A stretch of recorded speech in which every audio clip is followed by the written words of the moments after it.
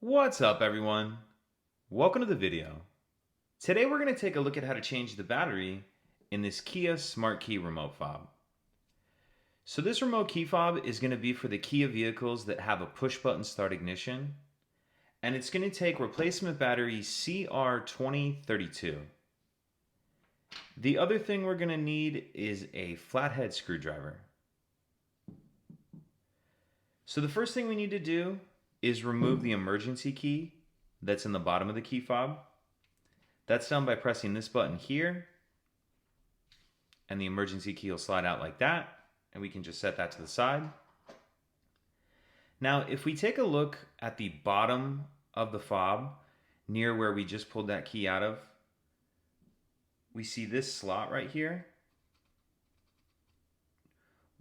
What we're going to do is stick our screwdriver in that slot, like that.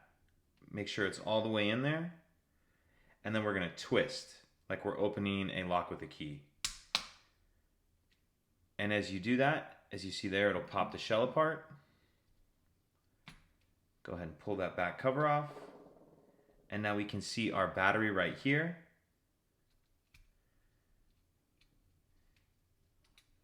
Pull the old battery out. Grab our new battery, and we want to make sure that we're installing that with the plus side up. Plus side up. Get your new battery in there. Make sure this circuit board is sitting down in the case properly. And also these silver things on the side sometimes come off. If they do, go ahead and put them back on. Once everything's in place, we'll snap the back cover on.